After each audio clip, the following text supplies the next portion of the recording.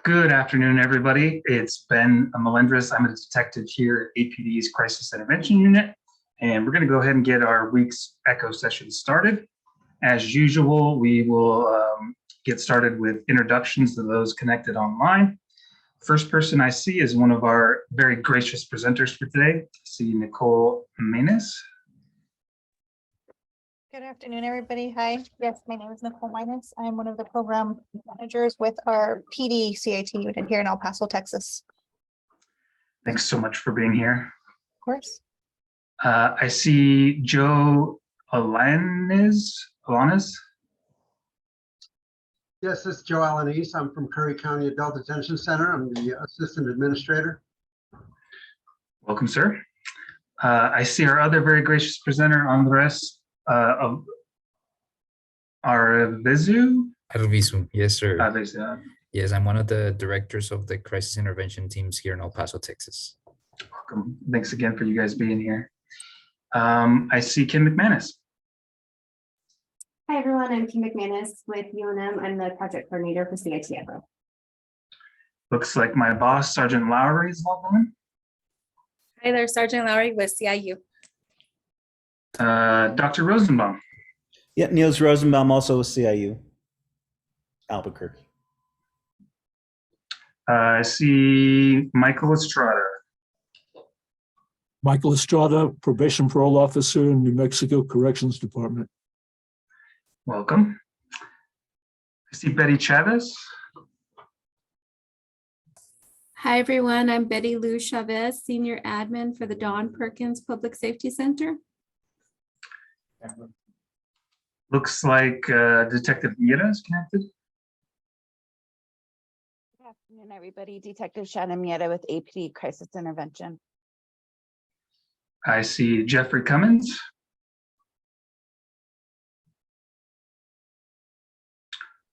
He said audio only. Gotcha. He's in training time. Happy to be here. I see Raymond Mackey. Raymond Mackey, BCSO MCT. Welcome, sir. I see Naomi Brown. Yes, process analyst, Albuquerque Police Department. Welcome. I see Dr. Nancy Martin. Hi, everybody. Nancy Martin, Presbyterian Psychiatry. I see Chief Mangia Capra. Hi, everyone. Vic Mangia Capra, the Corrales PD chief. All rainbows and unicorns are in the village. I'm waiting for the day where it's not, so we can actually help you guys out. Well, we appreciate it anyway. I see Emily Caldwell. Hi, Emily Caldwell, Probation and Parole Officer 1 with Region 2. Welcome. Looks like Madigan Chandler is on. Hi, I'm from Presbyterian Behavioral Health. Welcome. I see Lieutenant Price. Lieutenant Brian Price, Albuquerque Police Department. How's it going, LT? I see Dominic Hernandez.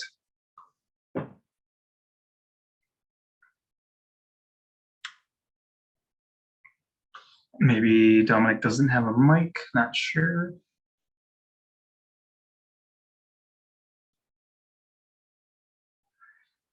All right, so we're going to go ahead and get started. As usual, we're going to have our case presentation, and then our wonderful presenters are going to present. I think today, actually, I don't know who's presenting the case today. Let me check.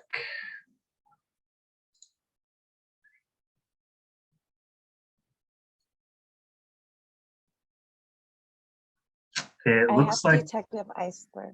Yeah, I have Detective Eisler presenting that case today. So I know Detective Eisler and the rest of our follow-up team just got activated on a SWAT situation to serve a high-risk warrant. So it looks like, unfortunately, that we will not have a case presentation today unless anyone has a case they'd like to present. We can certainly make accommodations for that. And in the meantime, it looks like Adon Corral has logged on.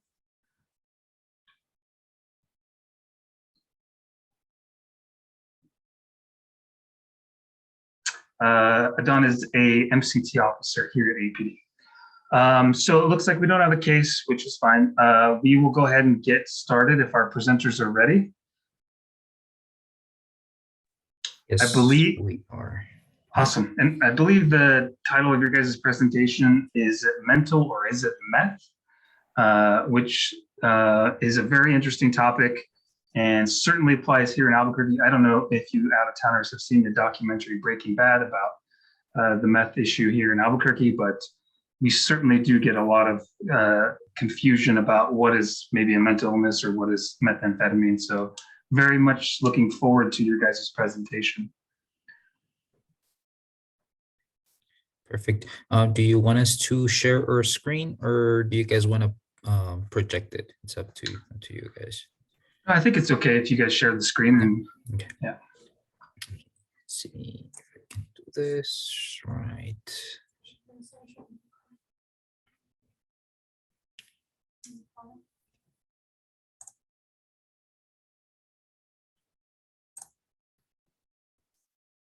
Can you see it?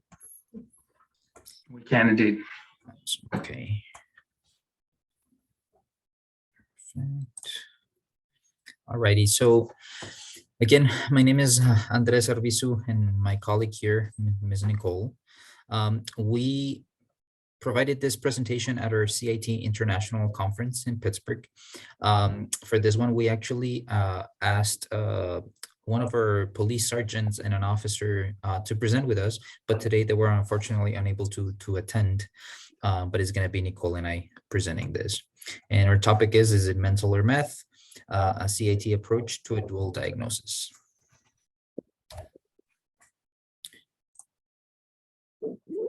So we start with discussing if there is a difference between the stigma on the mental health or substance use.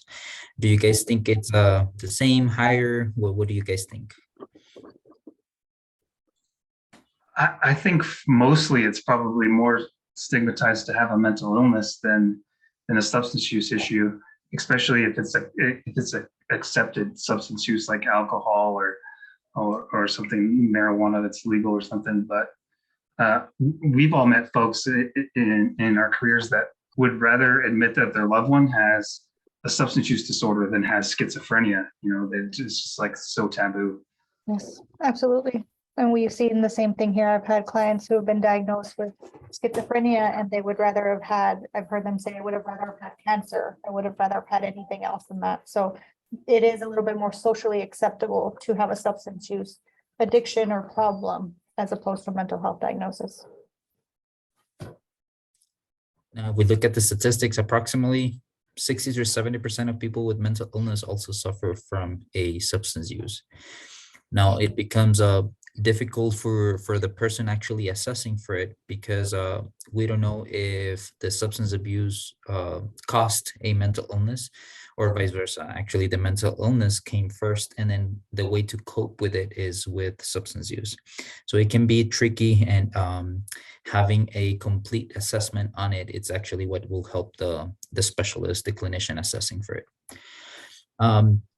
And the word used for it, the term is a co-occurring disorder, which is a term when somebody suffers from a mental illness and a substance use disorder, as discussed in the DSM-5 right now. So what came first, the chicken or the egg, like I mentioned?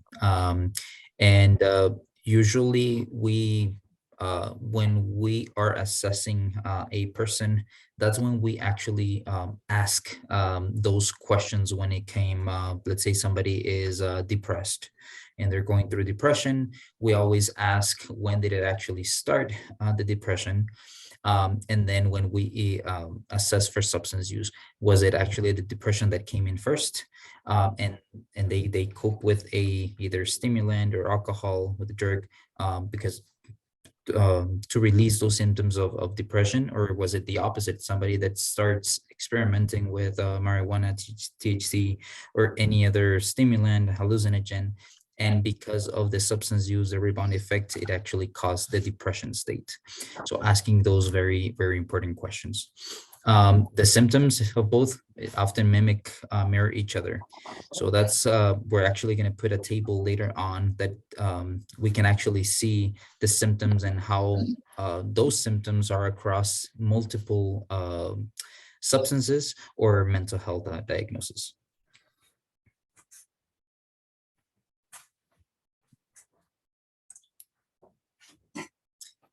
So why do people use?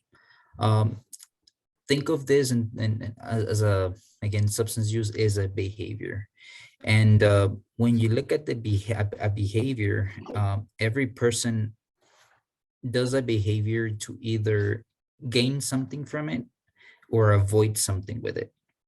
So think of this as a, let's say, a child, an 8-year-old that is in a classroom and he is destroying property in a classroom. That kid, some people will say, oh, it's just attention-seeking behavior. Well, it can be, and he's actually doing that behavior to gain the attention from either staff or other kids, parents, or that kid can be destroying property to actually avoid how he's actually feeling, such as the anxiety, the frustration, the anger, and he's coping but actually destroying property.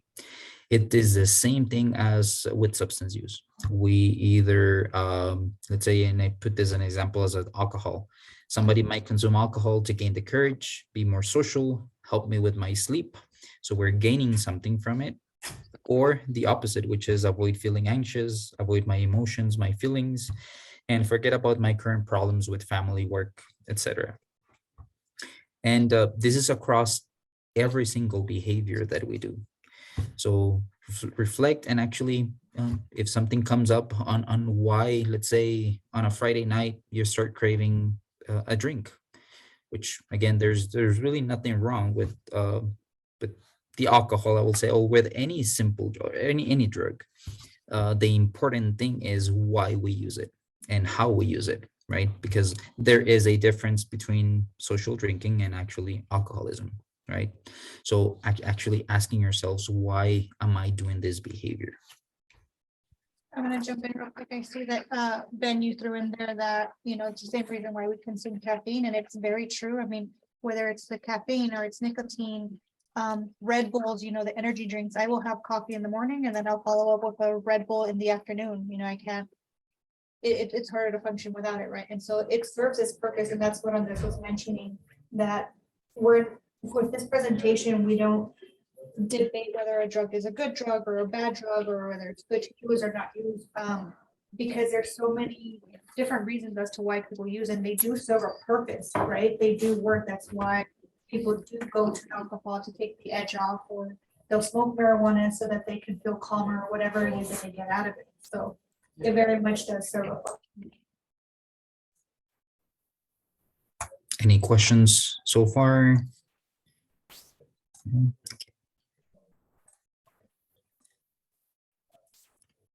So root causes of to using substances. It is easy to say that using substances is the problem. However, it is usually the symptom of an underlying root cause. I used to work at another facility called Aliviane here in El Paso, in which it is mainly for substance use treatment. And before I actually became a therapist, an LPC, I always saw the addiction, the substance use, as its just own problem, its own umbrella. And it was not until you start working with the mental health field that you actually see that usually when there is a substance use, there is something behind it.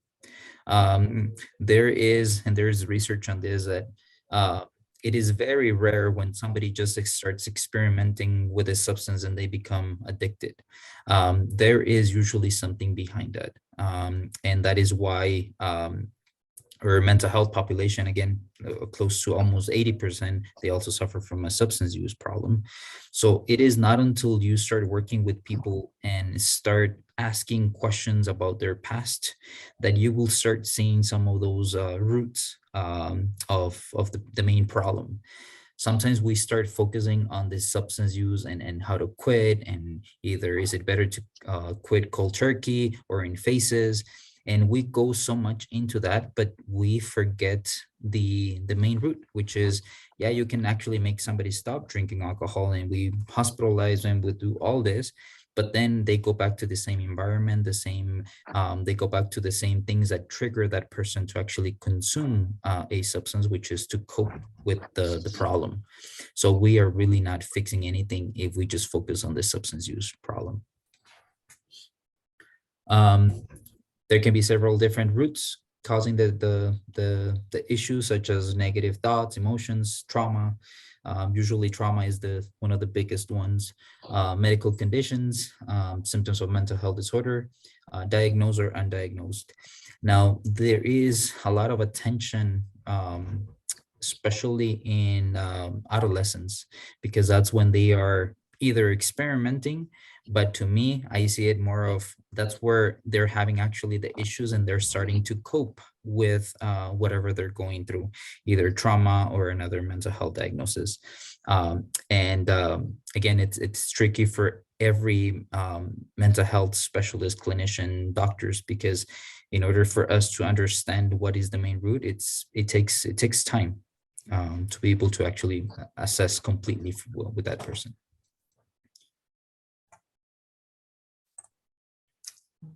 Now we're going to go a little bit onto the types of substances.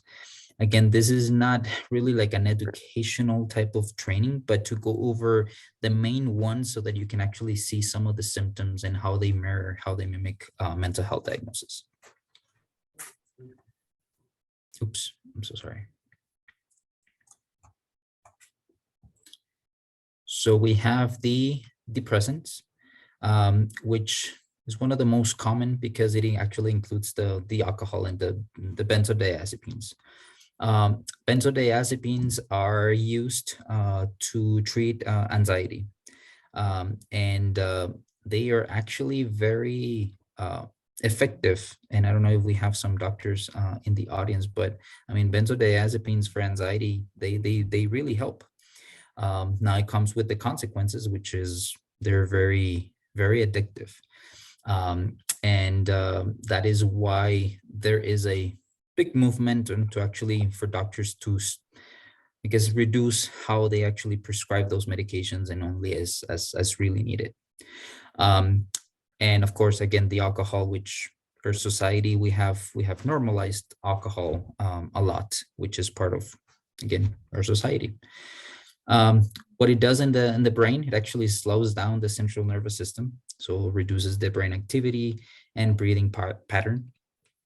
And some of the side effects include slurred speech, poor concentration, confusion, dizziness, dry mouth, lowered blood pressure, and slowed breathing.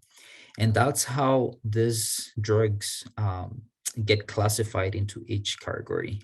It's based on the effects on the brain. So this one's, it's pretty much, it slows down the brain activity in the brain. Now, interesting thing, and I don't know if most of you already know, but alcohol is actually the deadliest substance to withdraw from.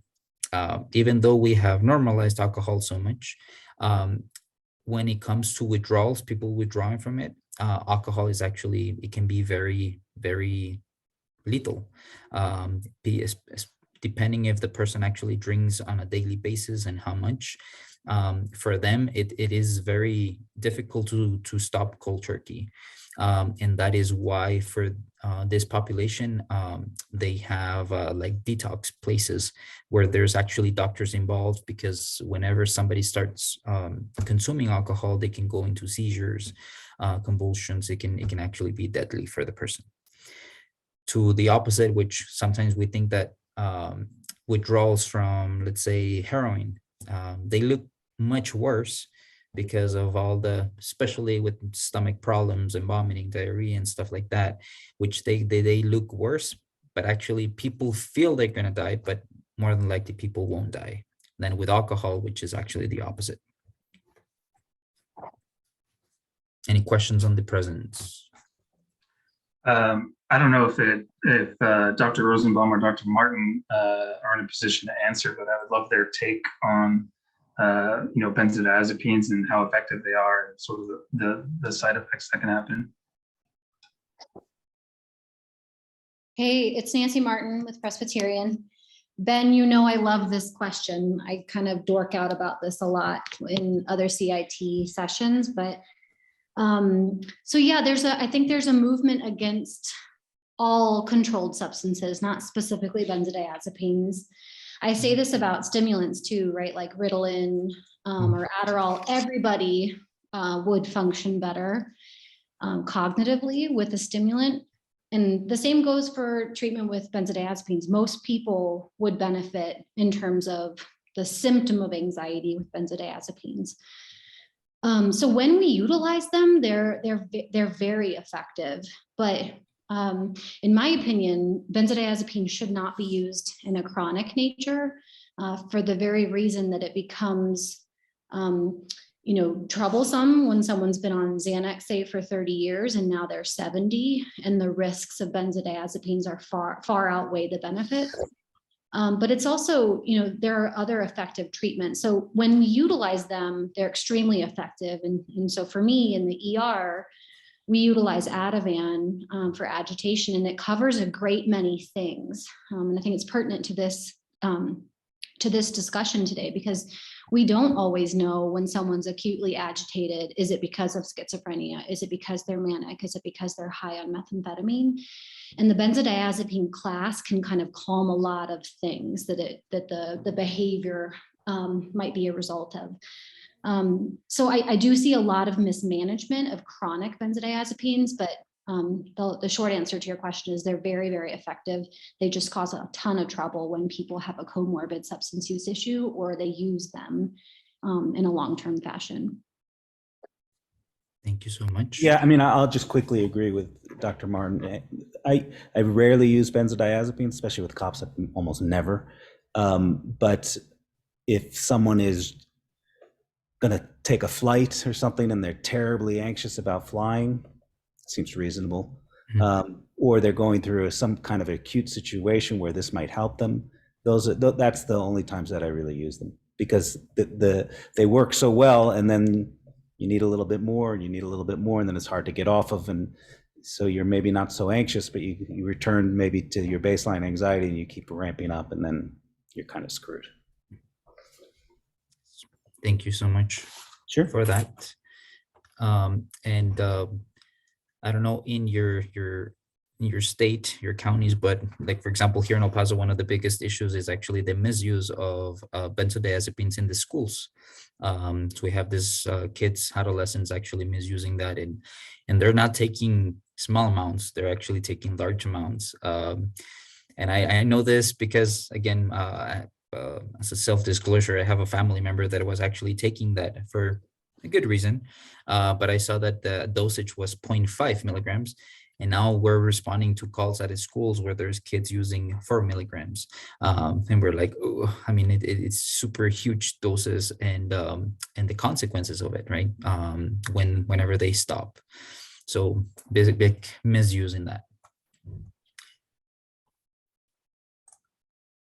Now on the stimulants, which, and again, we included here some of the most common, doesn't mean that these are the only stimulants that are out there, but the most common ones: cocaine, methamphetamines, nicotine, caffeine, ADHD medications, some of them, not all, but most of them.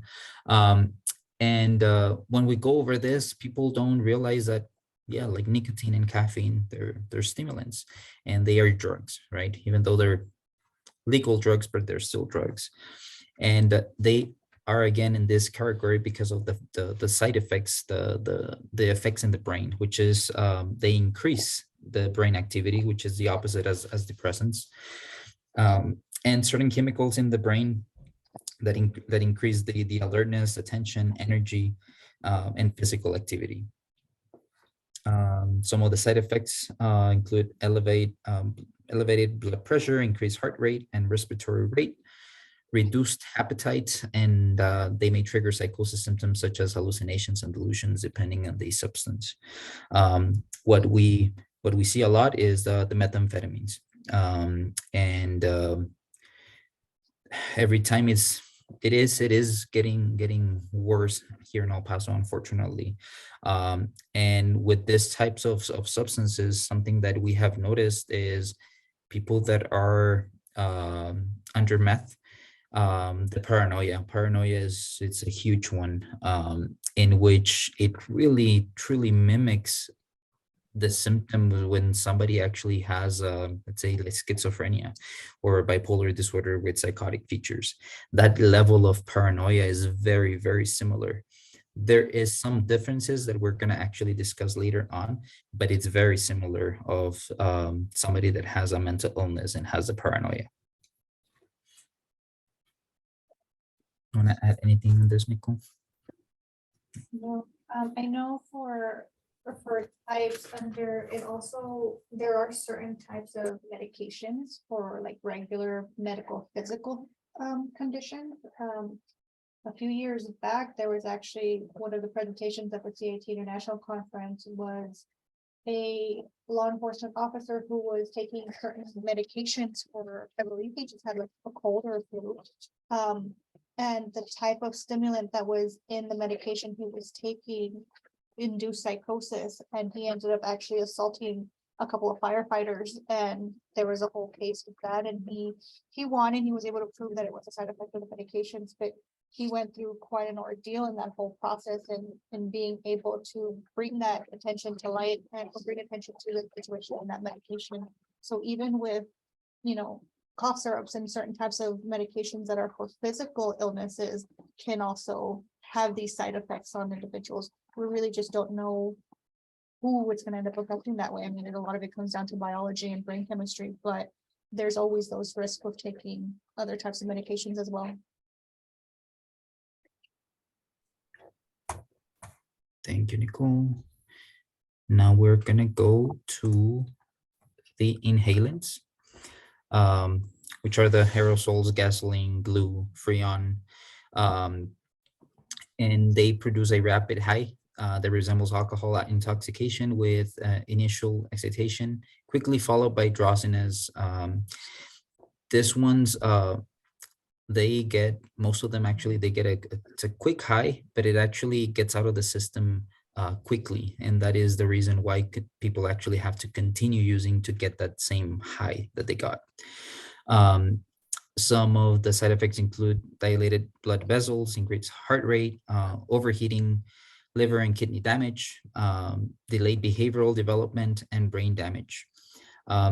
With this, with people actually that use inhalants, what do you think are some of the signs that we can look for when we actually encounter people and we suspect that they're actually using this drugs? What do you think we look at?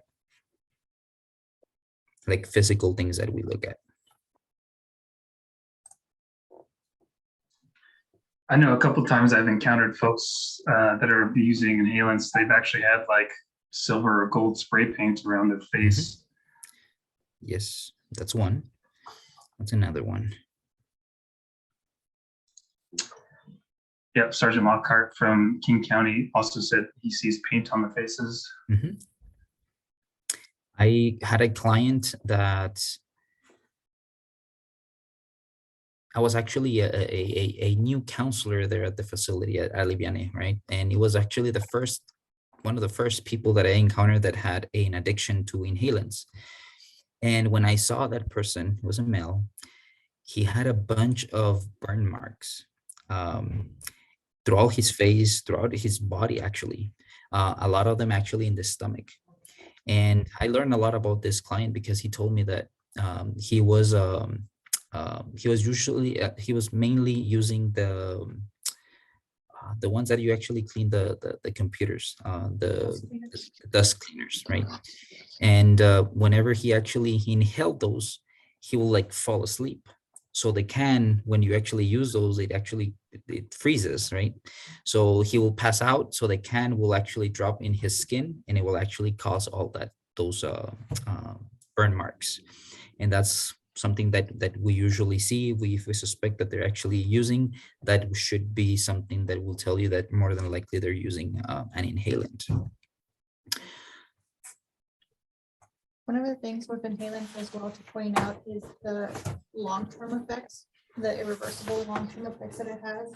We have clients, there's one specific client that comes to mind that we see her repetitively. We will encounter this person for a long time.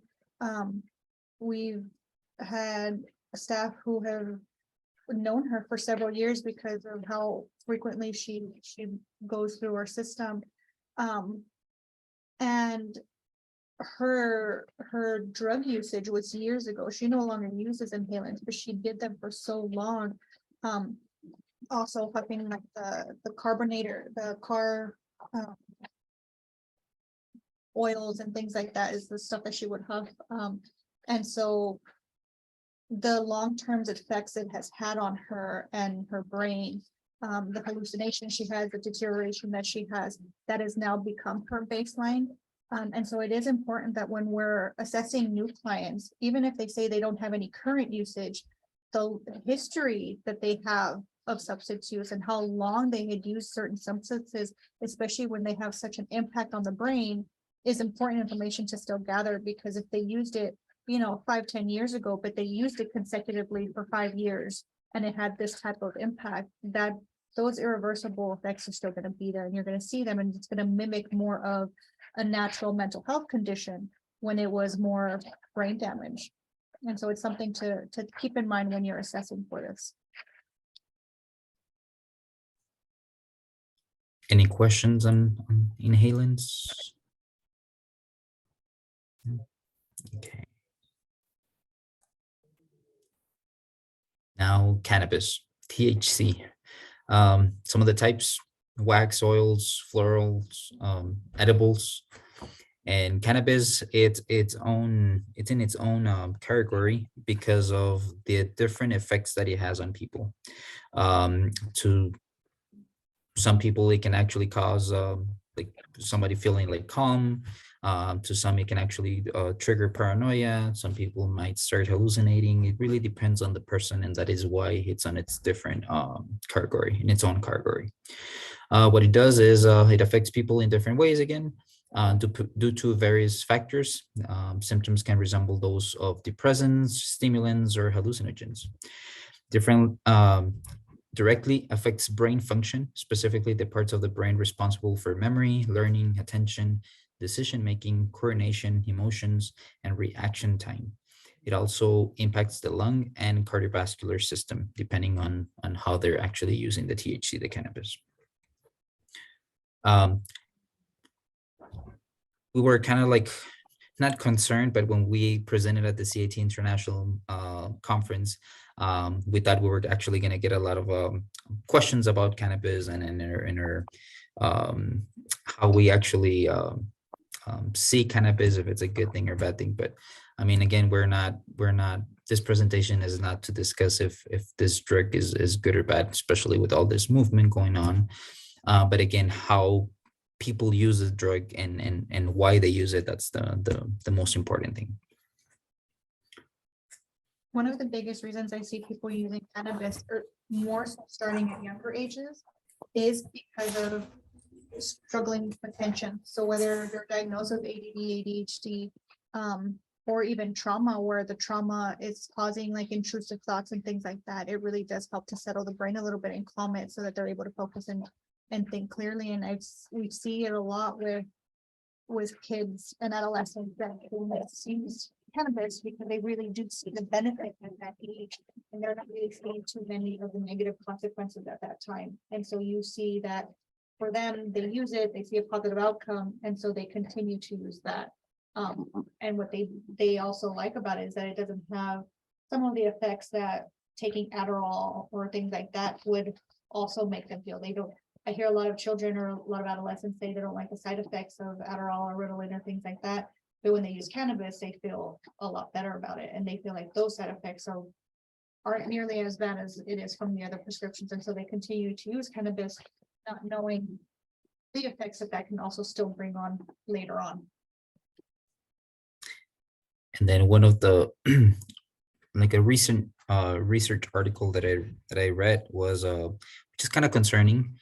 but I'm pretty sure this is not the only variable in the study, but they saw how kids, adolescents that actually have exposure to cannabis, they have a higher chance of actually developing a mental illness. Specifically, they mentioned schizophrenia. So they're trying to see that correlation between those. Again, they cannot say that marijuana causes schizophrenia, but that there is a correlation with the early use of actually cannabis in kids, adolescents. So I'm pretty sure there's going to be more research on that later on. And like Nicole mentioned, I mean, with every single substance, when they start using it for medical purposes, for mental health diagnosis, really, we will not know the long-term effects until actually as time passes by. As an example, I mean, you guys know that cocaine was used for treatment for depression, and that it was very effective for depression. And they used it back in the days, but then they started noticing all the negative consequences, and now they changed cocaine from being legal to illegal. So it can happen with basically any drug where doctors, researchers actually start experimenting with mental illnesses. So something to keep in mind.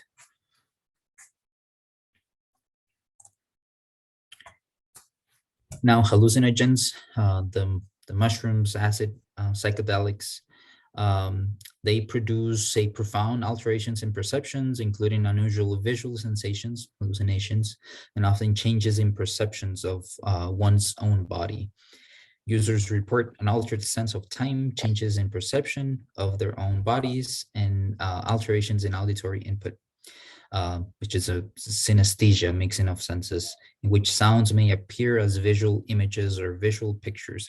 Some people will tell us that they see kind of like the sound waves, and they can actually see it as they go through the air. So there's a lot of, again, mixing of senses. Dilated pupils are actually the side effects: evaluated temperature, blood pressure, and increased salivations. So in two of this category that we have talked about, it includes the elevated temperature. And when we actually go over distinguishing, is it mental health or is a substance use, that is really one of the main ones that we're going to focus on. Now, or for example, our CIT specialists, they do not carry one of those to actually check the temperature, but actually that's why sometimes EMS plays a big part in our CIT encounters, because we sometimes ask for them to check the vitals, and that's another sign that we can actually see when their temperature is actually very elevated. It can give us a sense that maybe it might be a substance related issue. The person might be under the influence of something. Again, with the hallucinogens, we're not here to debate whether it's, a good thing or a negative thing. I know currently there's, like the new Netflix documentary that came out a couple months ago, Changing the Mind or something to that effect. So there is a big movement bringing microdosing back with hallucinogens and using psychedelics to treat a lot of mental health illnesses, and there is a lot of research to support it. The dangers with that, what we've started to notice in the community, is that people do start off wanting a microdose and feeling like it's making them feel better, and then quickly that belief that, oh, it works, let me increase the dosage, and then you go from microdosing to now you're just abusing the substance, and it causes a whole lot of issues from there. And so again, there is a lot of research and evidence that shows that it is effective in treating certain mental health conditions, but that's going to be always under medical supervision, correct? So.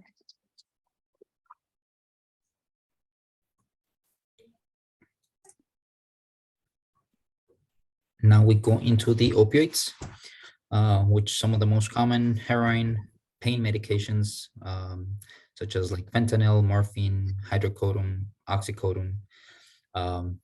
Again, in our county, right now, fentanyl is an issue with us, especially here in the border. It's a very potent drug, and some of the other substances are being laced with fentanyl, according to our law enforcement partners, that they tell us that whenever they actually study the drugs that they confiscate, they have found some fentanyl in it, and that contributes a lot to the overdoses that are happening in our area. What they do is they act on selective receptors in the brain and are widely used in the medical field for pain relief, reduces the emotional response to pain, and diminishes awareness of and respond to the aversive stimulus. Some of the side effects include slows breathing, it slows the heart rate, causes drowsiness, but does not induce sleep, constricting pupils, and extreme pain experienced during the withdrawal. And this is what I was talking about when somebody has an addiction with opioids, where the side effects actually with the withdrawal symptoms, they look worse, they probably feel worse, but people won't die on the withdrawals than compared to, again, the alcohol, which it can be very lethal. Any questions on this one before I go to the table, which is we have some of the mental health disorders listed here, and then at the end, the substance use disorder, which is a SUD. And you can see the different symptoms where it actually overlaps with almost each one. So when you look at this, some people will tell us like, well, I mean, then it is very, very hard to actually differentiate if it's a mental health disorder or if it's substance use. And the answer is yes, it is very difficult. And which some of the main things that we can look at is some of the biological things that actually the person is going to be experiencing, again, such as the heart rate, the blood pressure, the temperature. Those are some of the things that will give us a better idea. Now, our CIT team here in El Paso, our CIT teams, actually, we have access to a it's a database. It's called Fix, in which whenever we actually get a CIT call, we're going to do research on the person with the name, date of birth, and we have access to the medical facilities here in El Paso, all the ERs, in which our specialists are able to see lab work from the past, and they can actually see whenever they withdrew blood if they actually have some substances in their system. So that also helps out our CIT specialist to have a better idea, a better picture of who they're actually going to encounter and if there is substance use history with them. Now, of course, we also go based on what the client is telling us. We ask about substance use. And the substance use question now, we use it kind of like a routine question now, such as when we ask about suicidal thoughts, homicidal thoughts. Now substance use is part of our questionnaire, and we always assess for that. And we trust our patients, but also we have this research that we can look at to identify if there is substance use involved.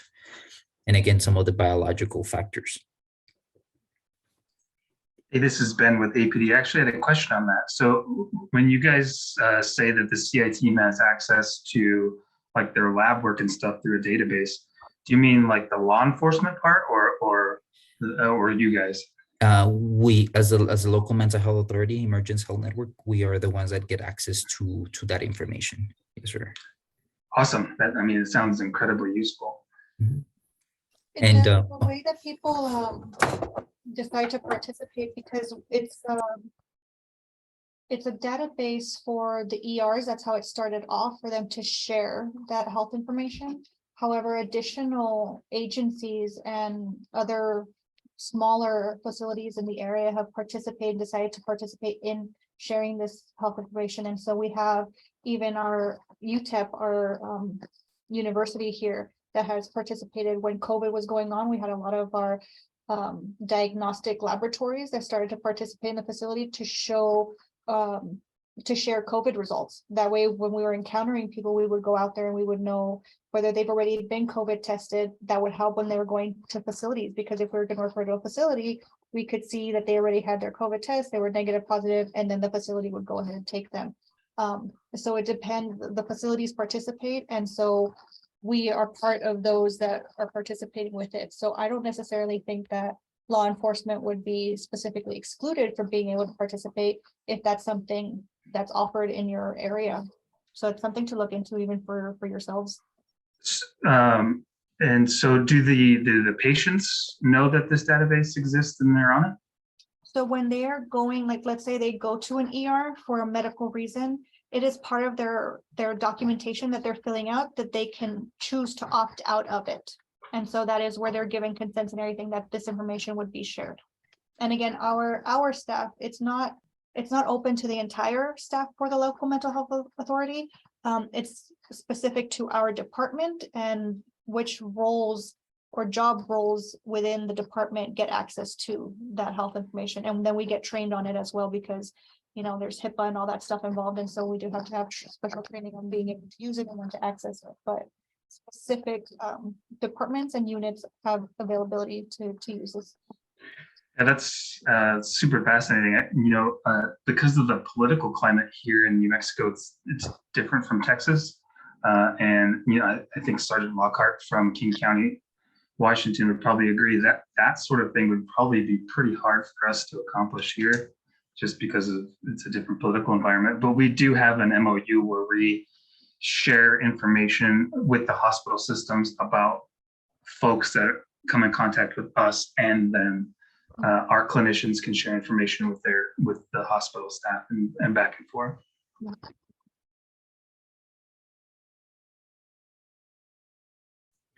Sorry, I was on mute. Any other questions on this table? I mean, as you can see, some of the or most of this actually symptoms are across pretty much all diagnoses. But if you look at it, the PTSD, for example, and the bipolar disorder and schizophrenia, all that, it's mainly those that have most of those same symptoms as somebody with a substance use disorder.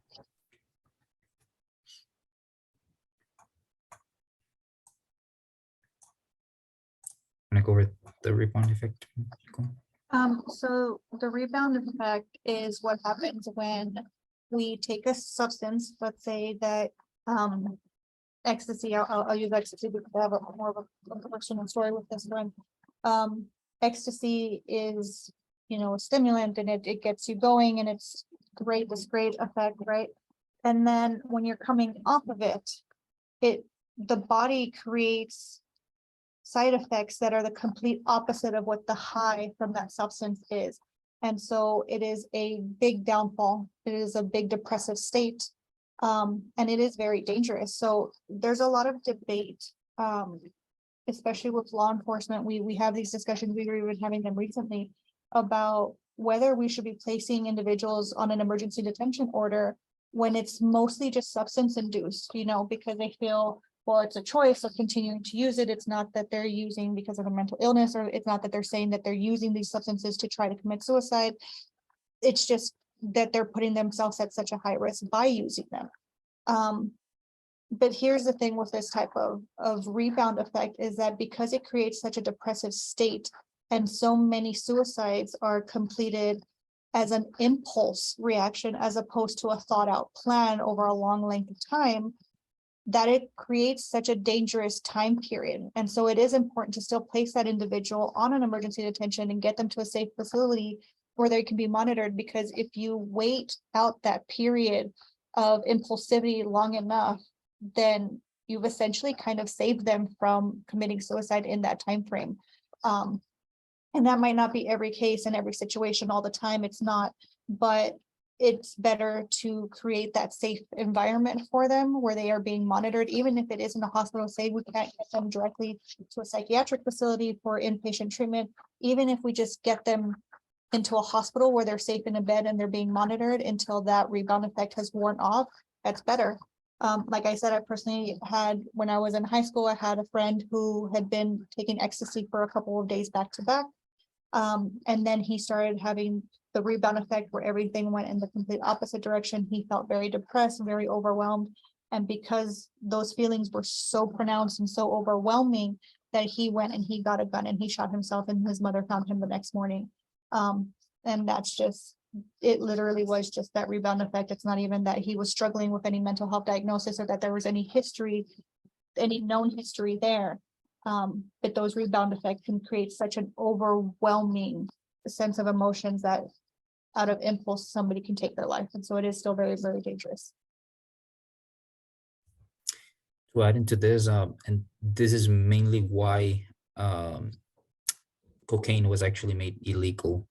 Again, they were using it for depression, to treat depression, and it was actually very effective because the chemicals in the brain linked to depression, which is the serotonin, the dopamine, they were with the stimulant, the cocaine, it will actually skyrocket and it will actually make the person feel better. But then when they stop using cocaine or another stimulant, actually, because the brain is so, and I'm going to use the word perfect, the brain, when there is too much serotonin, too much dopamine, in this case, those chemicals included in that, when there's too much, the brain stops actually producing them because he says, I don't need anymore, so I'm going to stop.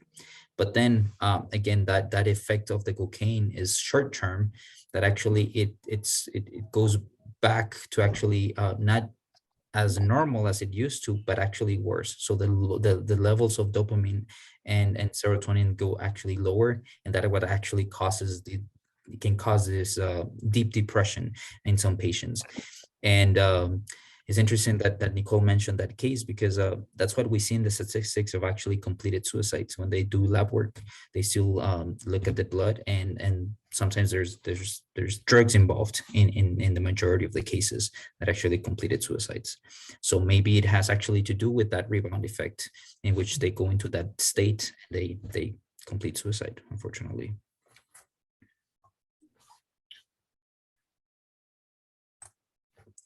So we have some cases that in two of those I was actually involved, and then in the third one it was actually Nicole.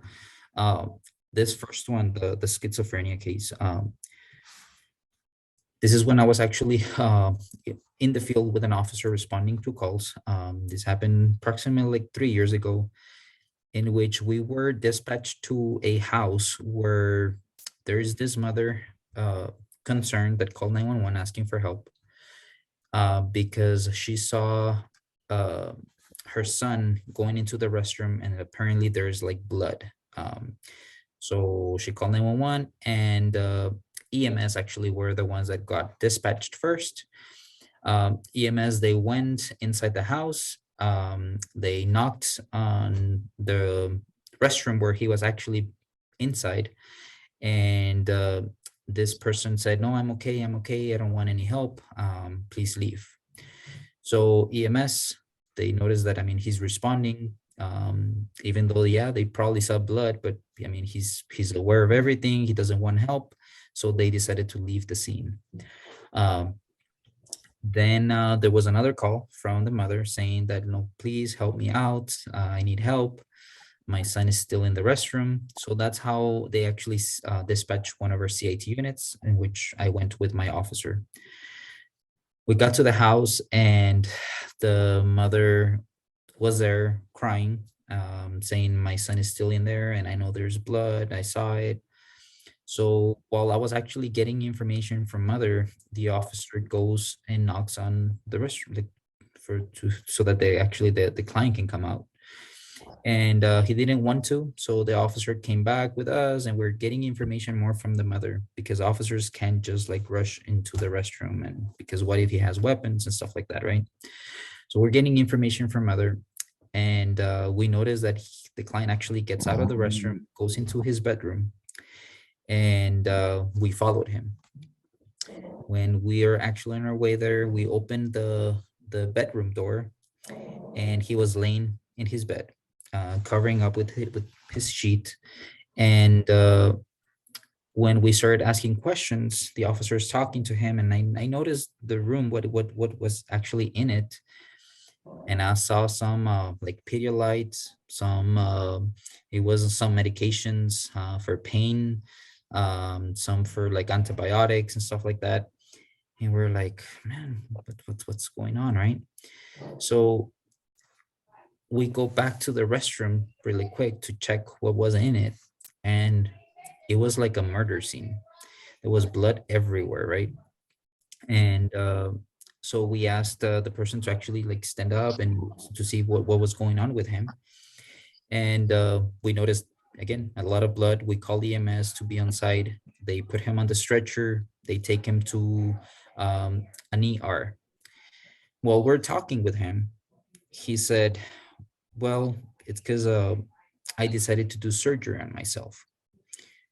And we're like, surgery on yourself? Can you tell us more about that?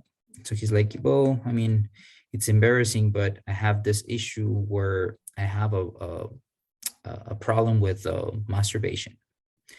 And according to the Bible, it is a sin to actually masturbate. So I was looking around and doing my research, and a way to actually get that urge out of my brain, it was better to actually cut my testicles, and that will actually resolve the problem. So when we asked, he's like, yeah, I actually cut my testicles and I flushed them in the toilet. Okay. Now, I don't know if because he was taking pain medication, but hey, ibuprofen, I don't think is going to take the pain away. But he was really in no pain at all. And he was conscious. He was talking to us, explaining why he did that. Or my officer and I like look at each other. It was the first time we experienced something like this. And we both said, more than likely, he's under some type of substance, some drug. And when we actually took him to the ER and doctors did all the lab work and stuff like that, there was completely no drugs in his system. It was a legit schizophrenia case. And I share this case with you because sometimes we go based on their symptoms like, oh yeah, that's drugs. It has to be drugs. But no, it is actually very difficult for us just at first sight to actually say if it's a substance use or not. And this one, he took it to an extreme. But again, after that, of course, he went to one of our state psychiatric facilities, but he was there at the hospital for a while because of what he did to himself. So on the second one, this one actually had to do with substances. And this one, it was not that I'm an expert on it, but it was actually easier to distinguish if it was substance use or mental health because of the elevated temperature. Like I mentioned, that is one of the key factors. In this one, he was actually jumping into the streets because he felt like somebody was behind him. And all he kept saying was, get off of me, man, get off of me, man. But then he was not looking at the traffic, so he almost got hit several times. And then he was sweating a lot, and he kept asking for water so that he can actually pour it on himself. Sometimes that is a sign. Doesn't mean that for sure it's going to be substance use, but that should be a red flag that he's probably under something, especially a stimulant. We had that case not too long ago, actually, probably like a few months ago. Once we identified that it was substance induced, we called EMS right away. They took the vitals, and all the symptoms that we discussed in the stimulants, they were pretty much it. So we had to take him to an ER. So it does play a role when it comes to our dispositions, like Nicole said. When there is substance use, because of liability and because we have to make sure that they're going to be okay, and for us not to have, let's say, how do you call it when somebody's actually in the back of one of the police units in that custody death. I mean, we have to take them to a facility where they can actually provide the help that he needs at the moment. And then if there is mental health after that, we can actually refer to another psychiatric facility after the medical clearance. So those are the two that I wanted to discuss, the schizophrenia and the substance use. And I have Nicole that has another one. Before I jump into that, I do want to address the question in the chat. Emily asked, can pain be dull during a schizophrenic episode? So I don't necessarily want to say yes for sure that it has anything to do with pain receptors, but we do know that the brain is such a powerful thing, right? I mean, we hear about parents lifting a vehicle off their child because they get this superhuman strength and they're able to do it, right? Were they feeling pain? It's the adrenaline, right? So there was a case several years back. I want to say it was in Plainview, Texas. I could be wrong with the exact city, but it was Dina Schlosser, and she was the woman who killed her infant. And she, I believe, cut off both arms to her baby. She was having religious persecution delusions, and she believed that she had to kill her baby. She was cutting off the arms as a sacrifice, and she was also in the process of cutting off her own arms. One of the things that stood out to law enforcement when they were responding to this call and they were removing her from the home and taking them out was that Dina was so incredibly calm, and she was covered in blood, and they thought that this was the blood only from the baby because of what she had done by removing her arms. But they ended up realizing that she had her own injuries because she had already cut so deeply into her own arms, removing her own arms. But she showed no signs of pain whatsoever. So she was walking out very calmly, and that she was singing a hymn as they were walking her out, a religious hymn that she was singing.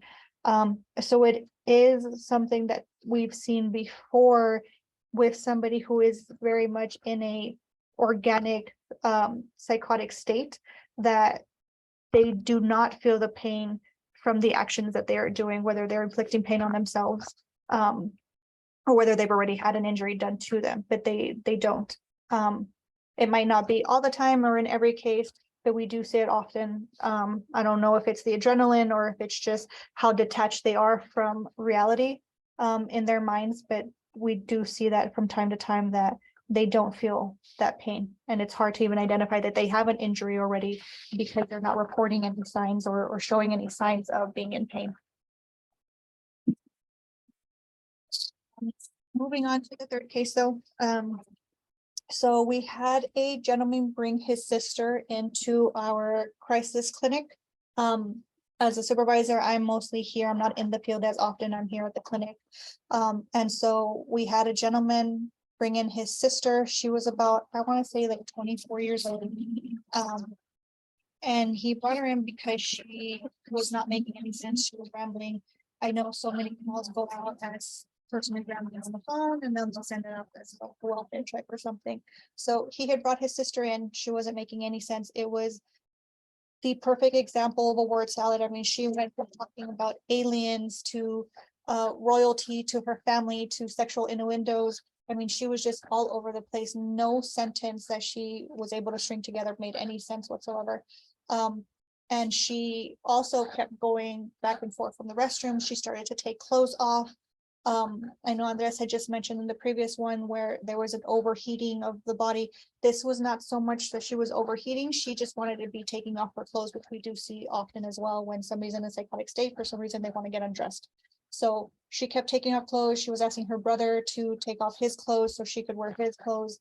And we were asking him, you know, is she on substances? Do you know if she uses substances regularly? And he told us, no, she is diagnosed with bipolar. And when she's off her meds, he says that she would start to drink sometimes. And when she would start drinking is when she would stop taking medication. And so when she stopped taking medication, she would start to deteriorate. And this was her pattern. He said that this is what would happen every time she would get off medication, that she would start to slowly get very delusional. She would start not making sense and making very provocative statements, and it just wasn't like her. But he also said that he was not in her life very frequently anymore, that he only went to go see her because mom had called concerned about her. And so he, you know, took some time off from work, went ahead and picked her up and came and brought her to the crisis clinic.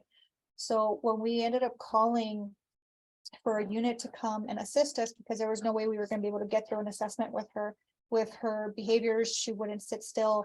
And then again, whenever we asked a question, she wasn't able to give any actual direct, any responses that made sense. So when we had the unit come, again, we also are guilty of sometimes getting into the assumption that, oh, this has to be drug induced. It has to be. And so everybody was sure that it was meth, and I tried to interject. It's like, well, brother's saying that she doesn't use substances like that she might drink, and then we'll get off medications, but not so much that she's using any hardcore drugs like that. And they were just adamant that that's what it was. So they went ahead and they took her for medical clearance with the referral to our county psychiatric facility. And when we ended up going ahead and checking her medical records, there was absolutely no substances in her system. So it was completely a manic episode, that she was so manic that she was in a psychotic state.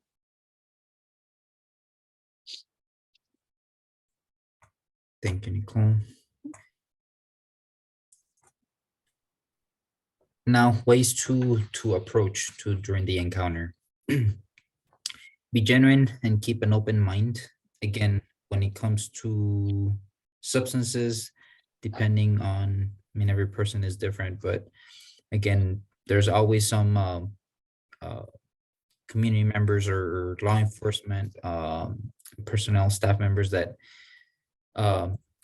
maybe because of their past history, whatever it is, sometimes we have that, again, stigma on substance use, and we sometimes judge people based on their behavior and the substances, but try to be, again, open mind, because we never know why they're actually using those substances. I had a client that he was actually into the methamphetamines, meth, and he also had the diagnosis of schizophrenia. And when I asked like the reasons on why he was using the meth, he told me that actually the meth, it's a stimulant, which is kind of weird, but he says that the person said that every time he will use the meth, the voices that he always hears 24/7 will stop. He says, and it's only for like 4 minutes that they will actually stop, but I prefer to have those 4 minutes and have my mind clear than having to hear those voices all the time. So, who are we to judge them, right? When they're actually just trying to feel better. So explain your role. Usually with our CIT team, and our officers are very good at explaining like, hey, you know what, like right now I'm not here because of the substance use, the drugs. I'm here to actually get you some help. So explaining the role and why we're actually there, that you usually opens, starts building up the trust with the client and the officer or the clinician. Again, we gather collateral information and history, which again, I told you about the system that we use to see past history with the ERs. In there, we can also see how many times they have been taken to those facilities under an emergency detention orders. It is a lot of information that we get and we share with our officers during that encounter, so that we don't go blind to the calls. We ask about medical issues, medication. Again, this is very important because, as you know, as simple as diabetes, if the sugar is not controlled, sometimes it causes confusion. It sometimes causes symptoms very similar to mental health diagnosis. So always asking about medical issues as well, and the other medications. Despite the history, ask client if he or she is using any substances. Again, sometimes we get so much information, and let's say I'm encountering somebody that he has a history of heroin use. When we make that encounter, we don't say like, oh, I already looked at the database and it says that you use heroin. We don't do that. We don't share that because again, it's just that person is just gonna block, and they will not want to talk to us anymore. So when we do the encounter, we pretend we have nothing. We didn't do any research, and we pretend like it's a complete new encounter, so that we can start building that trust, because we have to go based on also what they're telling us. Sometimes it's also important the way you ask a question. So asking them whether they have been prescribed a medication. Sometimes they don't, if you say, are you using a drug or are you using a substance? They might say no because they have a prescription for it, and that doesn't necessarily mean that they're not supposed to be taking it. They are, but maybe they're abusing it or they're taking it too often. Or sometimes if they're adolescents, We want to know if there's somebody else in the family who's been prescribed something. Maybe it's mom's prescription for Xanax, or maybe it's little brother's prescription for Adderall that they're using and they're starting to abuse. And then also asking them how the drug is helping them. So with the example that Andres gave about the meth use, if we were asking him just his frequency of use and he tells us I use meth daily, and we don't follow asking what benefit that provides him, we might not have caught that he was using it to treat the voices and to get those voices to subside. And so it's all important information to gather. And then we identify the frequency and the last use. Again, that plays a big part on disposition, especially with the most potent drugs. If they recently use let's say like hours before they actually call us or were involved, more than likely we'll have to go for medical clearance. But if, let's say, it's somebody that uses a stimulant and the last use was 3 days ago, I mean, one of the main goals of CIT is to divert from ERs. So if depending on the last use, we can actually take that person directly to another facility for psychiatric help instead of an ER, or link them to services. So every encounter is different. Take vitals whenever possible. So we're lucky that here in El Paso, like city limits, I mean, EMS is pretty fast. Whenever we request them, I mean, Nicole will agree with me, more than likely will be there within less than 5 minutes. They love our program because now, before CIT, they will just have to like transport to those facilities, the ERs. But now with us, they take the vitals, and if the vitals are okay, and depending on the last use, we can now go directly to an inpatient facility. So, and for EMS is better because they don't have to transport. So it actually plays well with both parties. So again, whenever possible, take the vitals, because that's what actually is going to give you guys a better idea whenever there is a substance use involved.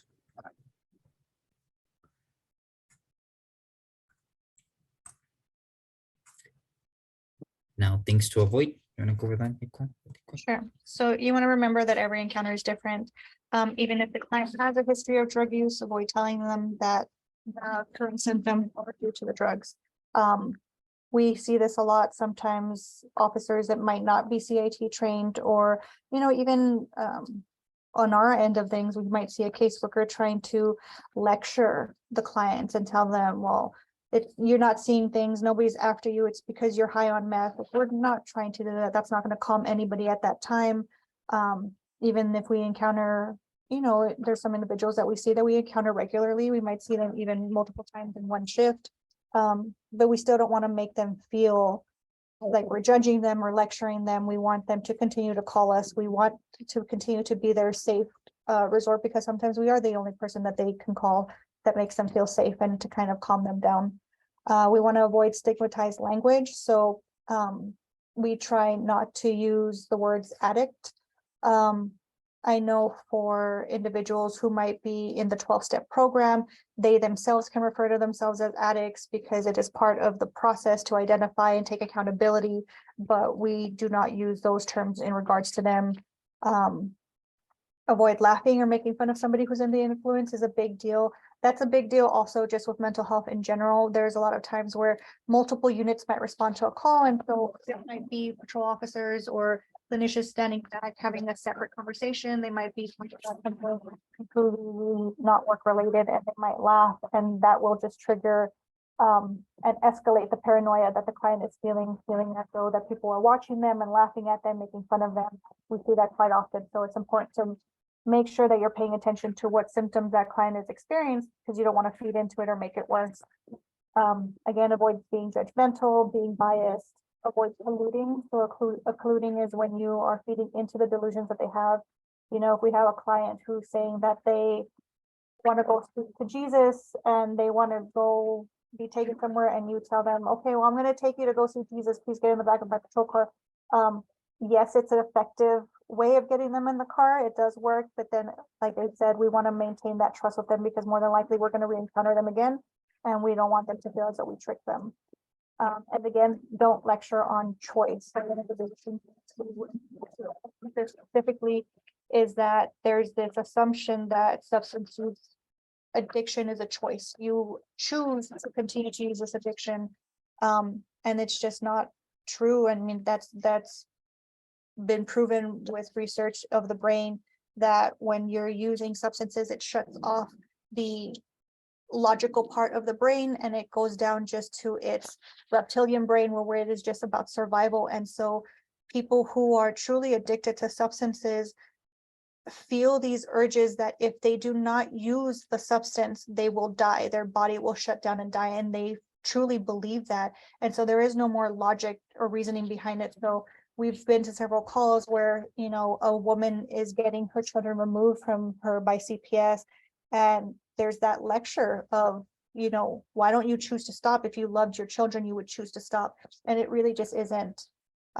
It's not true. It's not effective. And it's just honestly pretty mean if you are that person to have somebody standing there judging you. They're already very vulnerable. They already have their own shame that they're dealing with. And so then to add on that they are making a choice that they don't love their children or any other choice, right? You know, they're choosing to go to jail. They're choosing to continue to break the law. It's just not a helpful or effective way of de-escalating somebody and getting them treatment or getting them the help that they need.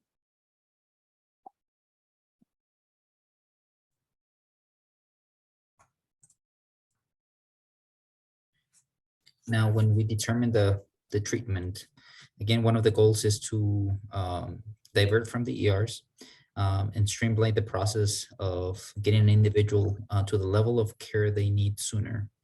Providing crisis intervention to our clients under the influence has more similarities than differences to clients experiencing a crisis. However, being able to identify if the client is under the influence can greatly impact treatment options and outcomes. And we try to, again, if possible, get the vitals on scene before we make any transfer to any facility, because only, of course, if it's any medical emergency, we go to the ER right away. But in those other calls, we try to have EMS check vitals and for us to do our assessment so that we can prevent from, let's say we decided to go to an inpatient psychiatric facility. If we go there and then they do their own evaluation, and if they decide like, no, there's drugs involved, now he needs medical clearance, what are we doing for the client? Now the client has to be first they waited for an inpatient to accept him. Now he has to go to an ER and then go back. So all of that can be actually eliminated, reduced if we actually do a good quality assessment on the scene. So again, identifying the drugs, the frequency, the last use, all of that will help us out.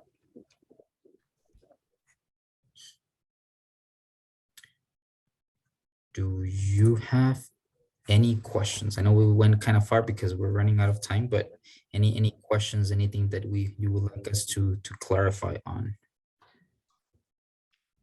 Network have any further questions for our presenters? I know we asked a bunch during your guys' presentation, sorry. No, we welcome it. It's sometimes better timing if you ask right when we're covering the topics. Well, thank you guys so much. It was a wonderful presentation, very informative. And thanks so much for taking some time out of your day to come help us all out from all over the rest of the country. Absolutely. Thanks for having us. Next week's presentation I just saw is about sovereign citizens. So it should be very interesting. I know it's something that a lot of parts of the country are dealing with nowadays. So same time next week for sovereign citizens. And if there's nothing else, I hope you guys all have a wonderful week and we'll see you next Tuesday.